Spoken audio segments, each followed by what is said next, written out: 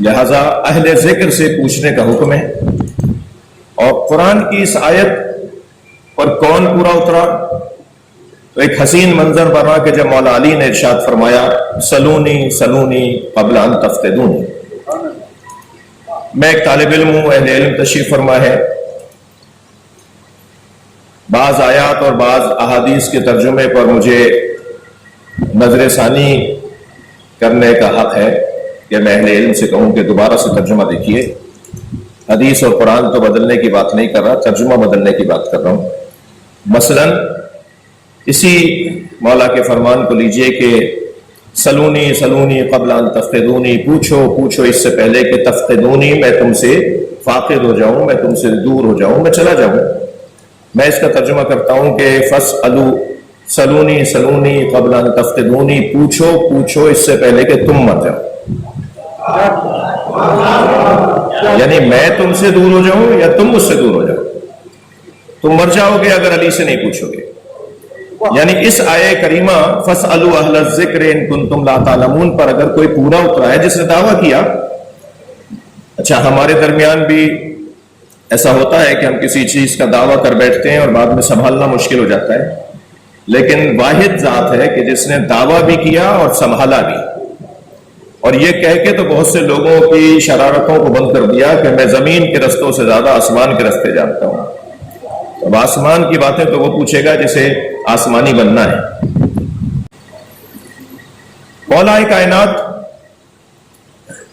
جس عنوان پہ اس وقت میں اور آپ یہاں جمع ہیں، سب سے بڑی فضیلت مولا علی کی، ان گنت فضیلتیں ہیں۔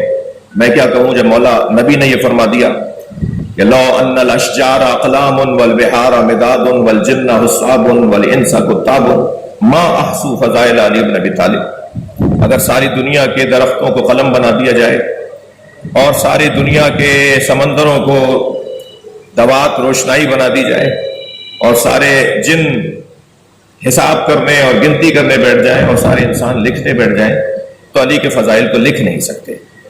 تو یقیناً فضائل کا ایک سمندر ہے، اور سمندر کہنا بھی مولا کے شان میں شاید مقصریت ہو،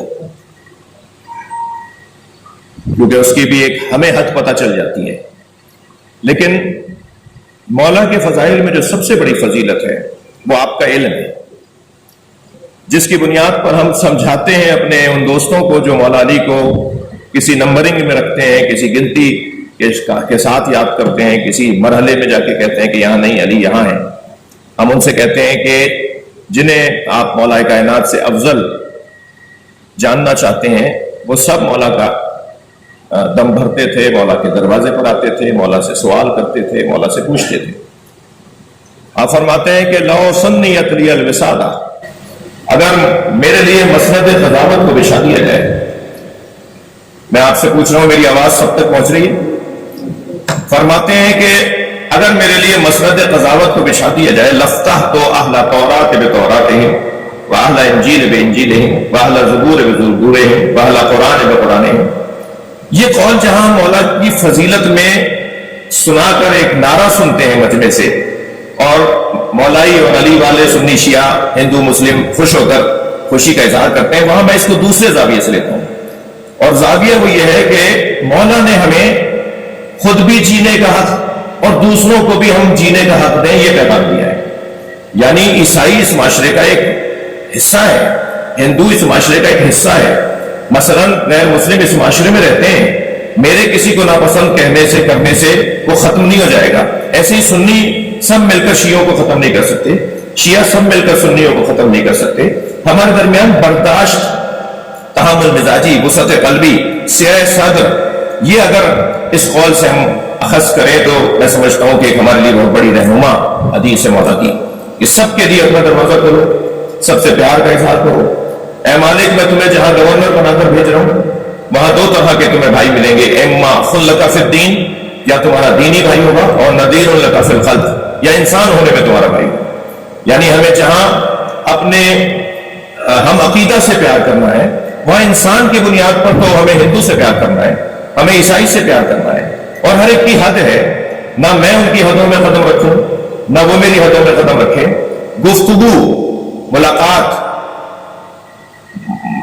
मुकालमा, ये हक है हर एक को कि वो अपने मौक़िफ़ को पेश करे, सजा कर पेश करे, खूबसूरती से पेश करे। खरीदार खुद ले लेंगे और जिन्हें नहीं चाहिए होगा वो छोड़कर चले जाएंगे। सबसे बड़ा हमारा एजाज ये है कि हम उस घर से बिला फसल जुड़े हुए हैं। हम उस घर तक पहुंचने के लिए किसी जीने और किसी कूचे से और गली से होकर नहीं गुजरते, बल्कि हम उस घर से बिला फसल जुड़े हुए हैं कि जिनके घर में कुरान नाज़िल हुआ है, जिनके घर में इल्म नाज़िल हुआ है। इल्म कुरान की सूरत में इल्म नाज़िल हुआ जिस घर में, हमारा ताल्लुक उनसे है और हम उन्हें औलवियत और अफजलियत देते हैं। हम उनके बारे में कायल हैं कि बादस खुदा और रसूल, बादस अल्लाह और नबी, अगर कोई हैसियत, अहमियत और फजीलत वाला घराना है तो वो मौलावी का घराना है। मैं एक मरतबा फिर शुक्रगुजार हूँ जनाब आसिम अब्बास साहब का, एजाज साहब अल्लाह साहब, कॉलेज के असातिज़ा का, बोर्ड ऑफ ट्रस्टीज का, तालिब इल्मों का, अपनी बहनों का, बच्चियों का, आपसरा, कि मुझे लखनऊ ने जो प्यार दिया वो गुज़िश्ता 3 दिन से तो पूरी दुनिया देख रही है। और कुछ आजमाइश में भी मेरे इजाफा हो गया है। मिजाह करूं तो यकीनन मिजाह ही लिया जाएगा। मुझे जनाब मौलाना एजाज साहब फरमाने लगे कि वालिहाना मोहब्बत है, मैंने कहा नहीं, कातिलाना मोहब्बत है। तो ये जो प्यार मुझे यहाँ से मिला है, ये मैं तो अपनी जिंदगी में याद रखूंगा। और ये रिकॉर्ड, हम रिकॉर्ड तोड़ने नहीं आते किसी का, हम रिकॉर्ड बनाने आते हैं। लिहाजा इस तरह का जुमला मैं अक्सर टोक देता हूं जो कहते हैं जी रिकॉर्ड तोड़ दिया। रिकॉर्ड तोड़ना तो हमारा काम नहीं है, हमारा काम तो रिकॉर्ड बनाना है। तो इंशाअल्लाह ये जो मोहब्बतें मैं लेकर आया था, ये मोहब्बतें वहां पहुंच चुकी हैं। यानी मैं अकेला यहाँ से मोहब्बत लेकर आया था और यहाँ से लाखों लोगों की मोहब्बतें लेकर जा रहा हूं। और